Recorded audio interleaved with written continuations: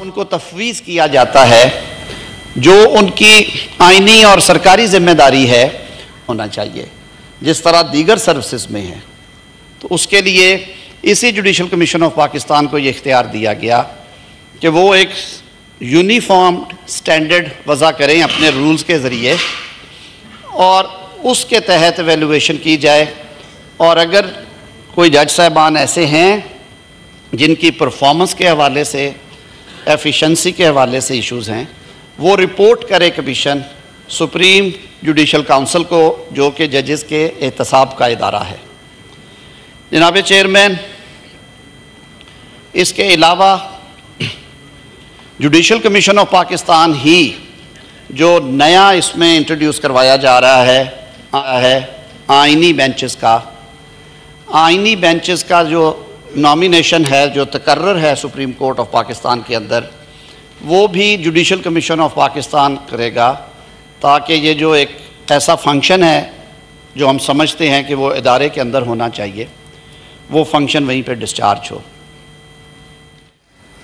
Major political parties ने इस पर दस्तखत किए। शहीद मोहतरमा बेनज़ीर भुट्टो साहिबा और मियाँ नवाज शरीफ साहब ने इसके लिए तहर्रुक किया और ये एक पेंडिंग एजेंडा था जिस पे चेयरमैन पाकिस्तान पीपल्स पार्टी बिलावल भुट्टो जरदारी साहब ने इस दफ़ा आवाज़ उठाई और उन्होंने कहा कि अगर हम आइनी तरमीम लाना जा रहे हैं तो हमें आइनी अदालत का क़याम भी करना चाहिए। इस पर कई स्टेक होल्डर से किया, मैं ख़ुद बार बॉडीज़ के सामने पेश हुआ, 3.25 घंटे मेरा इंटरेक्शन रहा, उनसे तजावीज़ मांगी, एक उनकी कमेटी बनी, उन्होंने कहा कि आप बना लें।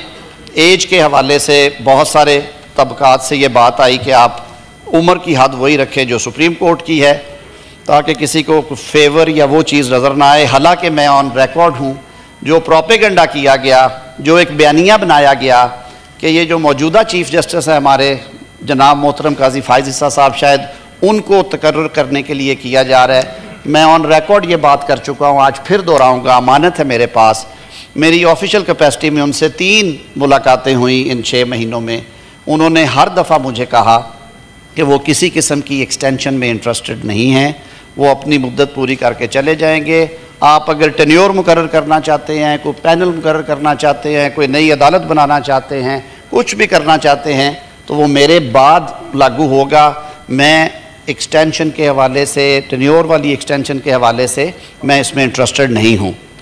जनाब चेयरमैन, सुप्रीम कोर्ट में आइनी बेंचेस के हवाले से इसमें अमेंडमेंट प्रपोज की गई है ताकि जो सुप्रीम कोर्ट की ओरिजिनल जुरिस्डिक्शन है, जिसका माजी में बेतहाशा गलत इस्तेमाल हुआ है, मैं ये हिम्मत करके, जुरत करके ये बात कहूँगा और अफसोस के साथ कहूँगा, और पर्सन टू पर्सन फ़र्क पड़ा है कि एक चीफ़ जस्टिस साहब आए, उन्होंने दरवाज़े खोल दिए और सैकड़ों की तादाद में सुओ मोटो केसेस जो हैं उनकी यलगार हो गई अदालत में। कुछ अदवार ऐसे भी आए जिनमें बिल्कुल अमन रहा। फैसलों में हमने देखा कि तजाद आया। सर, 184 के इख्तियार को इस्तेमाल करते हुए और दीगर आइनी इख्तियारात इस्तेमाल करते हुए मैं माजरत के साथ ये कहने से नहीं रुकूँगा कि हमारी अदालत उज़्मा ने करोड़ों पाकिस्तानियों के इलेक्टेड वज़राए आज़म को घर भेजा। जनाब चेयरमैन, आप खुद इसका शिकार हुए। कायद मुस्लिम लीग नून मियाँ नवाज शरीफ साहब को जिस तरह से भिजवाया गया घर, आइनी तरीका आर्टिकल 95 में है वज़ीर आज़म को रुखसत करने का, और हमने वो इख्तियार किया और वोट की ताकत से वज़ीर आज़म तब्दील किया हमने 2022 में। लेकिन इस अदालती तरीके को हम नहीं मानते। ये बंद दरवाज़ों के पीछे जो मामले होते हैं हम उन्हें नहीं मानते।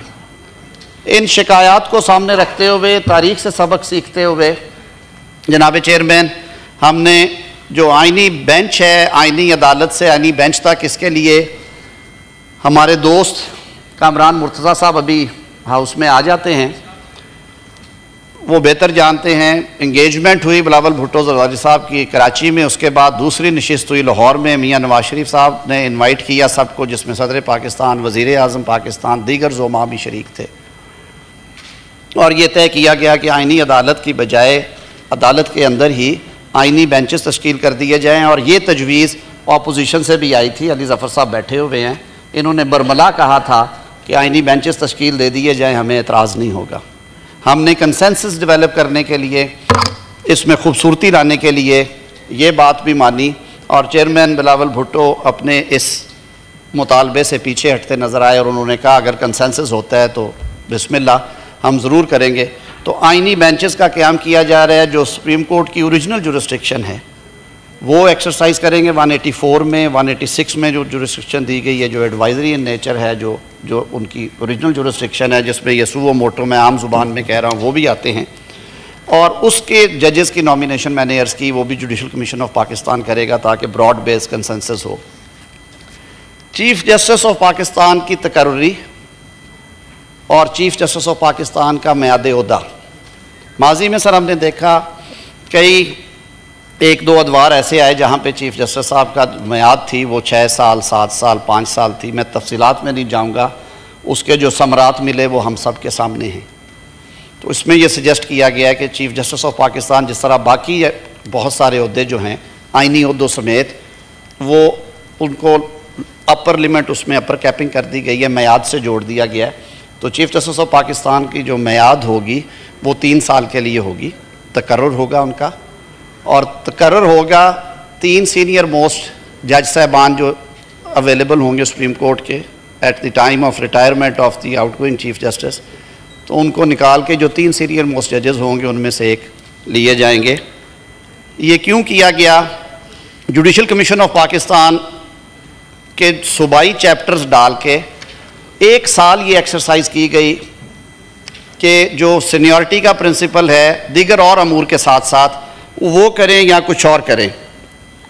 तो उस सामने रखते हुए सर उसमें ये तय किया गया कि हाई कोर्ट्स में पहले 3 जजेस में से एक का तकर्रुर किया जाएगा चीफ जस्टिस के लिए, और सुप्रीम कोर्ट की अगर कोई वैकेंसी आती है तो भी 3 सीनियर मोस्ट में से कंसिडरेशन होगी। और हमने उसका अमली मुजाहरा किया, लाहौर की अपॉइंटमेंट्स फर्स्ट 3 के प्रिंसिपल पे हुई। तो इसको मैं समेटते हुए ये अर्ज़ करूँगा कि चीफ जस्टिस पाकिस्तान की तकर्री भी अब सीनियर मोस्ट की बजाय 3 सीनियर मोस्ट के दरमियान होगी, और उसको तकर्रर वज़ीर आज़म साहब ने ये इख्तियार छोड़ा, ये इख्तियार पार्लिमान को दिया, और एक 12 रुकनी पार्लिमानी कमेटी तश्कील दी गई जो प्रपोज़ की गई है, जिसमें अपोजिशन और हुकूमत शामिल है। वही फार्मूला जो हम पहले करते हैं, जैसे इलेक्शन कमीशन है, बाकी जगह हैं, यहाँ पे हमने उन्हें कहा कि वो मुतनासिब नुमाइंदगी के तहत पार्लिमानी लीडरान उनको अपॉइंट कर देंगे, और वो 2/3 2 तिहाई अक्सरियत से, सिर्फ इस वजह से कि कंसेंसस बेस्ड डिसीजंस हों, सिंपल मेजॉरिटी ना हो, सारे मिल के करें हम, तो वो 12 रुकनी कमेटी जो है वो 2 तिहाई के साथ चीफ जस्टिस के नाम पे इत्तफाक करेगी। पहले नंबर पे करते हैं तो वज़ीर आज़म साहब वो समरी भिजवा देंगे सदर साहब को, दूसरे नंबर पे करते हैं, तीसरे पे जाते हैं, सो ऑन, तो वो इस तरह से हो जाएगा। एक बहुत बड़ा काम हुआ सर, हमारा बहुत बड़ा चैलेंज है एनवायरनमेंट का इस वक्त। ये मेरे ख्याल में हम वो जनरेशन है, अगर हमने कुछ ना किया तो शायद ये प्लैनेट हमें माफ़ ना करे। सर अक़वाम मुत्तहिदा ने भी कहा है कि ये अब इसको सारी दुनिया एक रेड बटन दबाया हुआ है। शहरी रहमान साहबा बैठी हैं, इनकी और कुछ दीगर साथियों की और अटॉर्नी जनरल साहब की तजवीज़ थी कि ये वेकअप कॉल देने का टाइम है और रियासत को जागना चाहिए। जनाब चेयरमैन 9A आर्टिकल का इजाफ़ा किया गया है, और ये फंडामेंटल राइट के तौर पे इसको एक्नॉलेज किया गया है कि जो every person shall be entitled to a clean, healthy and sustainable environment. ये एक बहुत बड़ा कदम है। इसके बाद वफाकी और सूबाई हुकूमतें जो हैं वो आगे बढ़ेंगी, और हमें उम्मीद है कि हम इन चैलेंजेस से निमटने के लिए अपना किरदार अदा करेंगे। जनाब चेयरमैन, इसी तरह सूबों में भी कॉन्स्टिट्यूशनल बेंचेस की गुंजाइश पैदा की गई है हाई कोर्ट्स में और इस्लामाबाद हाई कोर्ट में, और उसका भी वो सारा तरीक़ेकार इसी तरह दे दिया गया है। उनका तकर्रर भी जुडिशल कमीशन ऑफ पाकिस्तान करेगा, लेकिन सूबाई खुद मुख्तारी को सामने रखते हुए, हालांकि ये वफाक का राइट है इस पर इनेक्ट करना, इसीलिए हम कर रहे हैं। सूबों को हमने कहा कि अगर आप ये तरीक़ाकार अपनाना चाहें तो उस सूबे की सूबाई असम्बली टोटल मेंबरशिप के 51% के साथ, और इस्लामाबाद हाई कोर्ट के केस में जो पार्लिमान है हमारी वो 51 वोट्स के साथ ये रेजोल्यूशन पास करेगी और वो तरीक़ाकार अपना लेंगे।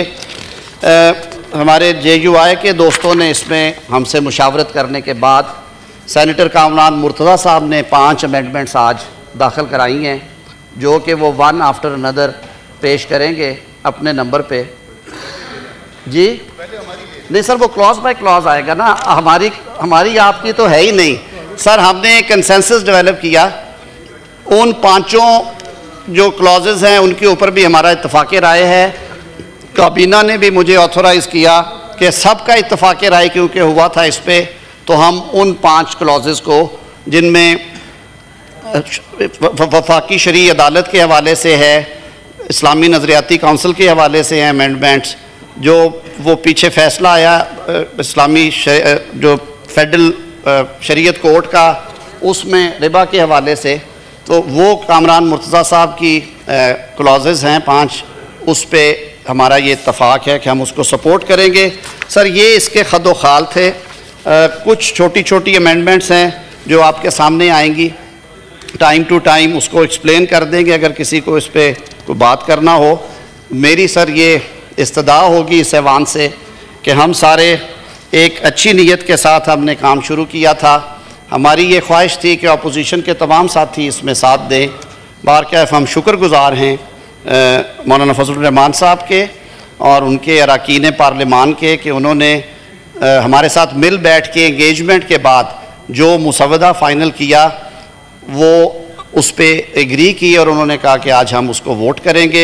मैं सारे ऐवान से ये इस्तदा करूँगा कि आज जो बिल पेश होने जा रहा है इसको पास किया जाए। पाकिस्तान के निज़ाम इंसाफ को सुस्त रवि से निकालने के लिए, आम आदमी को इंसाफ फराहम करने के लिए, जल्द और सस्ता इंसाफ फराहम करने के लिए और शफाफियत लाने के लिए ये चीज़ें की गई हैं।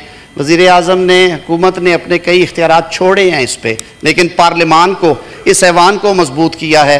और मुझे ये कहने में कोई शक शुबा नहीं है कि फ्रेमर्स ने जब कॉन्स्टिट्यूशन बनाया था तो आर्टिकल 239 में एक मैकेनिज़्म दे दिया था कि आईनी तरमीम 2/3 अक्सरियत से होगी, और इसमें यह भी लिख दिया था कि फॉर रिमूवल ऑफ डाउट्स हम ये कह देते हैं कि पार्लिमान के इख्तियार पे कि वो कॉन्स्टिट्यूशन में कौन सी तरमीम कर सकती है या कौन सी नहीं कर सकती, कोई कदगर नहीं है।